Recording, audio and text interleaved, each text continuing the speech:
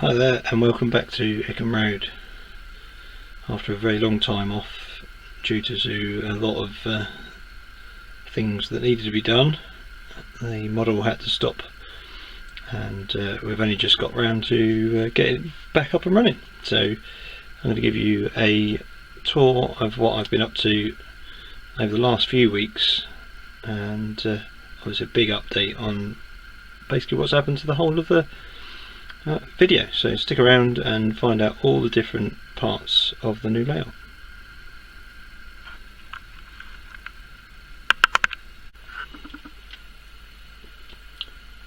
So as I said, the layout has changed an awful lot, mainly because of storage space in the garage. The other issue was accessing the garage, which had become a bit of a problem, and also the length of trains that I wanted to run. I wanted to get slightly longer trains, and the space wasn't there in the old layout, so it's all been extended, and I'll run through each section and what it's planned to be right now. So as you can see where the train is now, this was the old scenic area, which was originally the top layer of the old layout. Now we're bringing it round all on the same level. As you can see, just swinging around with the old backboard in the background. As you can see, just swing this up a little bit, get a bit more the right angle. There we go. And so then we're going to carry on round. So the track's been laid out, a double track, same as before. I'm going to continue around from the scenic area and come round into this corner. There's going to be one area there,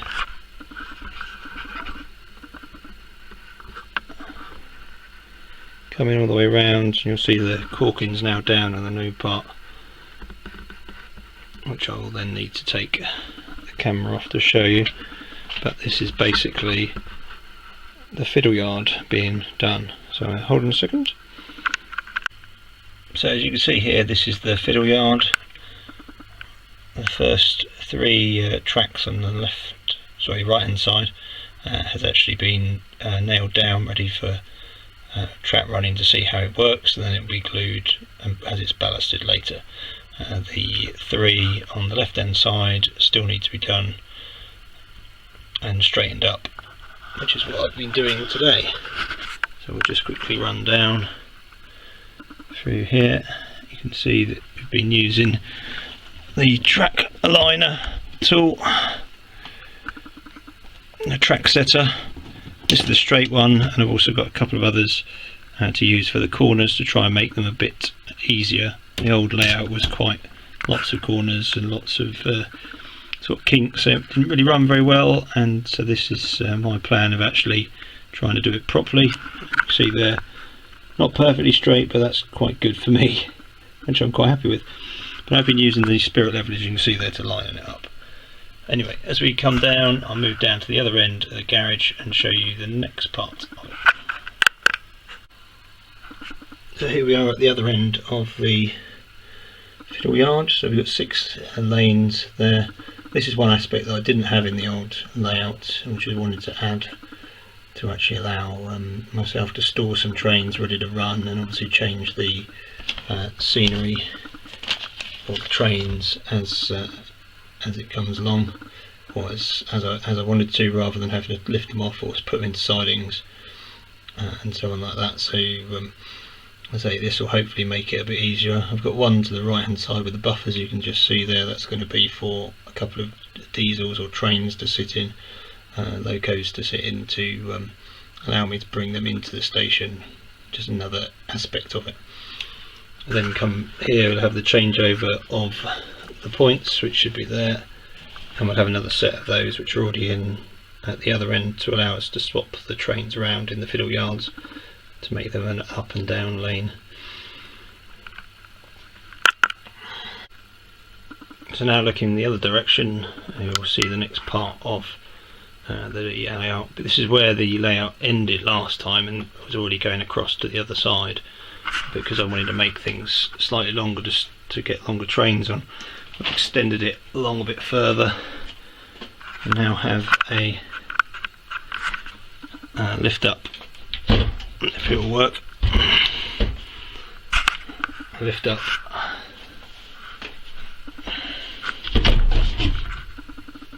hatch to allow me to get in and out, and the track will be obviously cut on the joints to allow this to lift up, and the same on the other side. We're then going to carry us along the other side of the garage and then on to which will become the